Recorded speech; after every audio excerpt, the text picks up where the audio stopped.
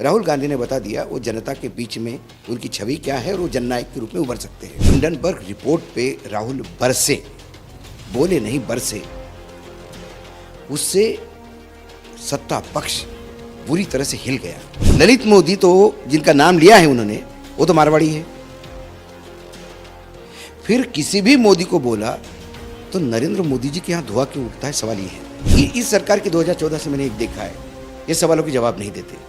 ये अपनी लाइन बड़ी नहीं करते, दूसरी की लाइन काट देते हैं। जितना राहुल गांधी को ये कॉर्नर करेंगे उतना राहुल गांधी हीरो बन के उभरेगा। आज के डेट में किसी पे ईडी की रेड होती है तो लोग उसे भ्रष्ट नहीं मानते, वो उसको लोग सच्चा मानते हैं कि ये सवाल पूछ रहा है, सरकार इससे परेशान है इसलिए ईडी आई है।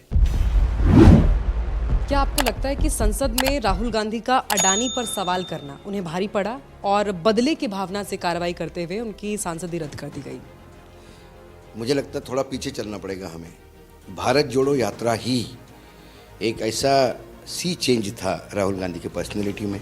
जननायक के रूप में जब राहुल गांधी उभरे तो वो पहला एक बहुत बड़ा सेटबैक था बीजेपी के लिए कि जिन्हें लग रहा था विपक्ष में कोई है ही नहीं, क्योंकि सारे क्षेत्रीय दल थे। जो राष्ट्रीय दल था कांग्रेस, वो नेतृत्वहीन है ऐसा एक इमेज पूरे देश में बनाई जा रही थी। राहुल गांधी ने जो इमेज को ध्वस्त किया और फिर जो आम आदमी के सवाल है उस सवालों के साथ लोग जिस हिसाब से जुड़ते गए, क्योंकि ज़्यादातर बीजेपी की सरकारें ऐसे राज्यों में थी, उस राज्यों में उमड़ती हुई भीड़ जहाँ गाड़ियों के लिए आना मना था, जहाँ बहुत सारी रिस्ट्रिक्शंस थे, बीच में उनके कपड़ों के ऊपर हुआ, फिर उनके कोई बच्चा साथ में चल रहा था उस पर नोटिस इशू हुए।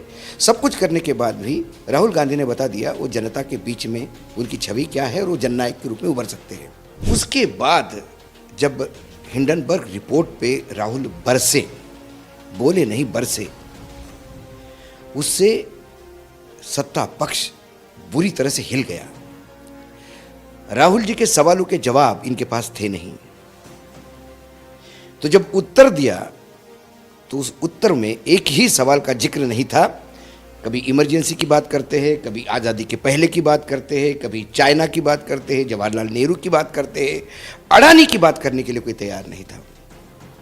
फिर उन्हें लगा कि यदि ये शख्स ऐसा ही बैठा रहा और ऐसा ही आक्रमण करता रहा तो उसके आगे ध्वस्त हो जाएंगे, तो दूसरा एक रास्ता है कि इनको वहाँ से निकाल दीजिए। अब आते हैं हम उस केस पे। करीब करीब आज़ादी के पहले से ये कानून देश में बना हुआ है, अंग्रेज़ों ने बनाया हुआ कानून है। मैक्सिमम उसमें सज़ा 2 साल की है और जब से बना कानून 100-125 साल हो गए, तब से लेकर आज तक सिर्फ 2 व्यक्तियों को, एक आज़ादी के पहले 80 साल पहले किसी को हुआ, उसके बाद राहुल गांधी को, जिसको मैक्सिमम सज़ा दी। राहुल गांधी ने कहा क्या था? राहुल गांधी ने कहा था कि ये फला मोदी ये सब भगोड़े हैं, देश का पैसा लेके गए हैं। ये तो भाजपा भी बोलती है कि ये भगोड़े हैं, पैसा लेके गए हैं। वो तो ये भी बोल रहे थे कि हम पैसा लेके वापस आएंगे, इनसे इनको जेल में डालेंगे। तो उन्होंने कहा कि मोदी क्यों होते हैं भाई सारे लोग? तो इस पे एक मोदी आहत हुआ और उसने पूरे मोदी समाज और पूरे ओबीसी को कहा कि गाली दी है। सवाल है कि उन्होंने मोदी को गाली नहीं दी थी, उन्होंने एक कटाक्ष किया था, क्योंकि अक्सर हम कहते हैं कि भाई अरे मेरे पास गांधी होता तो मैं भी कार खरीद लेता। इसका मतलब महात्मा गांधी से नहीं होता। उस नोट के छपे हुए महात्मा गांधी के फोटो को लेके लोग नोट को भी गांधी कहते हैं, तो इसके मायने ये नहीं कि हम गांधी को अपमानित कर रहे हैं। लेकिन जब आपको कटघरे में खड़ाई करना है तो पीलू मोदी ये पारसी है, ये कहाँ से ओबीसी हो गए? सैयद मोदी मुसलमान थे। मैं बड़े नाम ले रहा हूँ जो पूरा देश जानता है जिनको। ललित मोदी तो जिनका नाम लिया है उन्होंने, वो तो मारवाड़ी है। फिर किसी भी मोदी को बोला तो नरेंद्र मोदी जी के यहाँ धुआं क्यों उठता है, सवाल ये है। तो उसको लेके जब ये गया तो आपको थोड़ा कोर्ट की क्रोनोलॉजी भी समझनी पड़ेगी। पिटिशनर ने जिसने एफआईआर दर्ज की, केस कोर्ट में रजिस्टर हुआ, उनको लगा कि जो जज साहब है ये थोड़े कानून के हिसाब से चलने वाले हैं, तो उन्होंने हाई कोर्ट को जाके वो केस रुकवाया खुद ही। और जैसे ही अपने बलन के जज आ गए, हाई कोर्ट से जाके केस विड्रॉ किया। केस चलता है, 1 महीने में हियरिंग होती है, नए जज साहब सुनते हैं, उसके बाद उनको तुरंत 2 साल की सज़ा हो जाती है। वो सज़ा होती न होती तुरंत या मेंबरशिप ख़त्म हो जाती है, बंगला खाली करवाया जाता है और उसके बाद जज साहब का प्रमोशन होता है।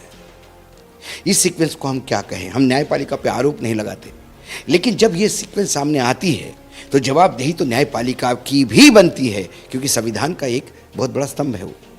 आपने क्रोनोलॉजी का जिक्र किया आपने। टाइमलाइन अगर देखा जाए, जिस रफ्तार के साथ कार्रवाई हुई, उसके बाद सदस्यता रद्द हो जाना, आवास ले लेना, आपको लगता है कि जो सवाल किया या मुद्दा उठाया राहुल गांधी ने अडानी का संसद में, उसी की कीमत वो चुका रहे हैं आज? बिल्कुल अडानी की कीमत चुका रहे हैं, और ये कीमत इसलिए भी चुका रहे हैं क्योंकि उनको लगा कि ये सिर्फ बोलता है तो जनता सुनती है। क्योंकि मैं बार बार कहता हूँ, राहुल गांधी के किसी भी एक्ट को अब हमें भारत जोड़ो यात्रा के साथ जोड़ के देखना होगा। पहले राहुल बोलते तो कोई सीरियसली लेता नहीं था, ऐसा ये लोग कहते थे। अब इनको ये पता पड़ गया है कि राहुल गांधी को आप लाइटली ले नहीं सकते, क्योंकि उनको सुनने वाले, उनको प्यार करने वाले लाखों करोड़ों के तादाद में हैं जो रास्ते पे दिखे हैं। ये मिस कॉल करके मेंबरशिप वाला प्रयास नहीं था, ये लोग प्रैक्टिकली लोग चले हैं, पसीना बहाया है लोगों ने, और लाखों के तादाद में चले हैं, करोड़ों के तादाद में लोगों की भीड़ इकट्ठा होती थी। तो ये उनको लगता है कि अब राहुल कि नहीं तो ये किसी की संज्ञान लेते ही नहीं। आपने कहा कि लोग सीरियसली लेने लगे, अब लाइटली नहीं लिया जा सकता उनके हर एक्शन को, राहुल गांधी के एक्शन को, उनकी बातों को लोग सुन रहे हैं, देख रहे हैं। ये इन्होंने बनाया हुआ परसेप्शन था। जहाँ तक मेरा व्यक्तिगत रूप से सवाल है, आप मेरे पुराने प्रोग्राम भी देखिए, मैं हमेशा कहता था कि राहुल ने ऐसा कौन सा इशू उठाया जो इस देश के सामने समस्या बन के नहीं आया। क्या नोटबंदी उन्होंने नहीं उठाया था? क्या चाइना उन्होंने नहीं उठाया था? क्या जीएसटी उन्होंने नहीं उठाया था? क्या कोरोना उन्होंने नहीं उठाया था? ये सारी चीज़ें, रैफल्स उन्होंने नहीं उठाया था। ये तमाम चीज़ें हैं, बेरोज़गारी उन्होंने नहीं उठाई थी, किसानों की समस्या नहीं उठाई थी, लैंड एक्विजिशन नहीं उठाया था। ये तमाम समस्याओं के जो चीज़ें थी, तब इन लोगों ने उसको हंस के टाल दिया। बाद में वो विकराल रूप लेके देश के सामने खड़ी हो गई, जिसमें सरकार को कई बार 2 कदम पीछे भी आना पड़ा, खासकर किसान कानून को लेकर। खामियाजा आम और गरीब लोग इसका भर रहे हैं। राहुल तो हमेशा ही सीरियस थे। इनको लग रहा था, इनका परसेप्शन था कि राहुल को कोई नहीं सुनता। अब क्या है, चमत्कार के बगैर नमस्कार नहीं है इस देश में। राहुल जी के भारत जोड़ो यात्रा ने जो चमत्कार दिखाया, उसको इनको नमस्कार करने के लिए मजबूर हो गए। और जब नमस्कार करने के 2 तरीके होते हैं, एक आप स्वागत में नमस्ते करते हो, और एक आप विदाई में, बहुत हो गया भैया जा। तो ये जो इनका जो नमस्ते था राहुल गांधी को, बहुत हो गया भैया तू जा, तेरा बंगला भी खाली कर लेंगे, तेरी सदस्यता भी ले लेंगे, तेरे को ना पार्लियामेंट में खड़ा होने देंगे, ना बोलने देंगे। आपको लगता है राहुल गांधी को सुप्रीम कोर्ट से राहत मिलेगी? जिस हिसाब से सुप्रीम कोर्ट से ज़्यादा मैं कहूँगा, मुझे चंद्रचूड़ जी पे विश्वास है, क्योंकि इसी सुप्रीम कोर्ट ने कई बार मुझे ऐसे भी लोग आते हुए दिखाई दिए। जजेस में भी जब गवर्नर और राज्यसभा बनने की लालसा उत्पन्न होती है, तो सत्ता पक्ष की तरफ झुका होता है। कम से कम चंद्रचूड़ जब से आए, तब से मुझे लगता है कि सामान्य इंसान जिसको ज्ञान नहीं है कानून का, जो एक सामान्य अपनी ज़िंदगी जीता है, इस देश का नागरिक है, उसकी न्यायपालिका में विश्वास बढ़ा है। और यदि न्यायपालिका में उसका विश्वास बढ़ा है, और चंद्रचूड़ जी कॉन्स्टिट्यूशन अपना जो देश का है उसके फ्रेम में काम करते हैं, उसमें चाहे सरकार गलत हो या सरकार सही हो, क्योंकि जब निर्णय आता है तो एक के विरोध में आता है, एक के पक्ष में आता है, तो हम किसी को लेबल नहीं कर सकते। लेकिन कम से कम चंद्रचूड़ आने के बाद, उनके मुख्य न्यायाधीश बनने के बाद, मेरा तो बहुत ज़्यादा विश्वास बढ़ा है, और मुझे लगता है कि राहुल गांधी को सही मायने में न्याय मिलेगा। एक आखिरी सवाल आपसे मेरा, राहुल गांधी की संसद की सदस्यता भारतीय जनता पार्टी ने एक साजिश के तहत ख़त्म की।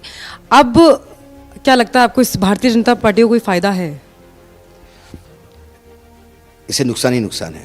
जितना राहुल गांधी को ये कॉर्नर करेंगे, उतना राहुल गांधी हीरो बन के उभरेगा। और भारतीय जनता पार्टी ने, मतलब खासकर Modi ji style of functioning जो है, वो जो गुजरात में जैसा राज्य चलाते थे, विपक्षियों को या तो खरीद लो या अपने गोद में बिठा लो या विपक्ष को नेस्तनाबूद करो, जो विरोध करता है उसको चुप करवाओ। विरोधहीन राजनीति करके यदि आप सत्ता में बैठे रहते हैं तो वो सत्ता नहीं है, वो तानाशाह है, क्योंकि आपको विरोधी नहीं किसी का। लेकिन ये देश है, गुजरात एक छोटा राज्य है इस देश का, ये सब कॉन्टिनेंट है, या भांति भांति के लोग हैं, भांति भांति की जातियाँ, धर्म, प्रथाएं हैं। ऐसे में गुजरात मॉडल वहाँ लागू नहीं हो सकता। ढोकला सांभर के साथ नहीं खाया जाएगा, ढोकला चटनी के साथ ही खाया जाएगा। तो ये जो प्रयास हो रहा है ढोकला सांभर और हर चीज़ के साथ परोसने का, वो देश लेगा नहीं।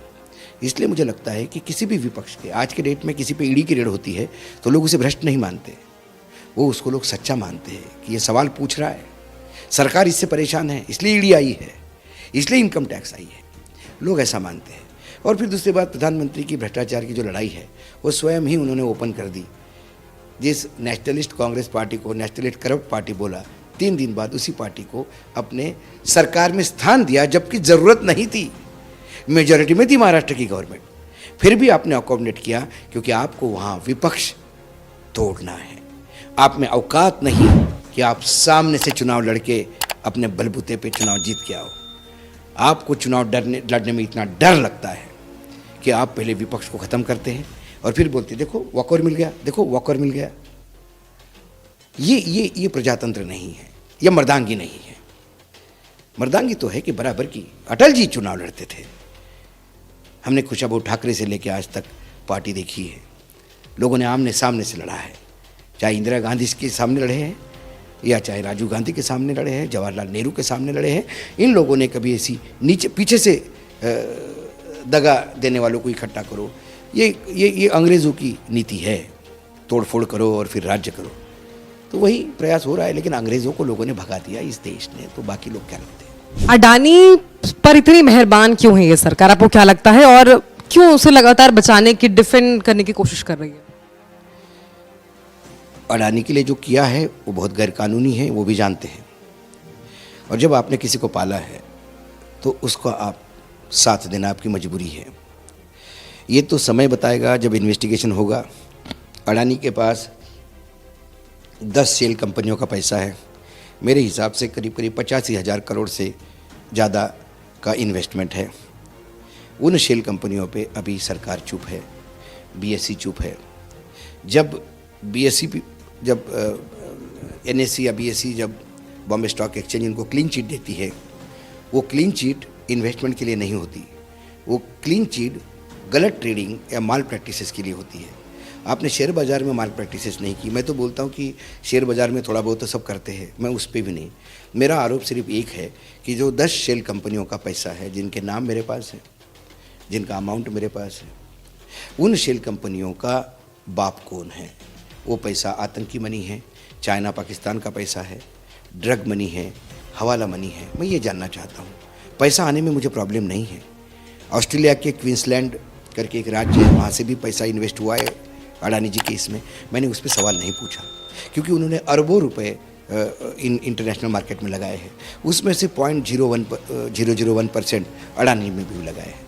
लेकिन एक कंपनी है जिसने अपने वर्थ का 99.8% यदि अडानी की कंपनी में ही लगाया है, तो मेरा पूछना एक कर्तव्य बनता है कि मेरे देश में अडानी जी पोर्ट संभाल रहे हैं, एयरपोर्ट संभाल रहे हैं, भंडारण की व्यवस्था में है, स्ट्रेटेजिक डिफेंस का भी उनके पास काम है। ऐसी कंपनी के पास पैसा किसका है? मुझे मेरे देश की सुरक्षा को चिंता है। अडानी जी के बारे में मेरे दुष्परिणाम है। ठीक है, अडानी एक उद्योगपति है, करता है, लेकिन पैसा लाने की लिमिट है। यदि आप पाकिस्तानी या चाइनीज़ पैसा लाओगे तो फिर मुझे मेरे देश में मैं सवाल पूछूंगा, क्योंकि मैं एक टैक्स पेयर हूँ। दोस्तों, वीडियो को लेकर आपकी जो भी राय है नीचे कमेंट ज़रूर करें। ऐसा और वीडियो देखने के लिए चैनल को सब्सक्राइब ज़रूर करें। चलिए मिलते हैं अगले वीडियो में।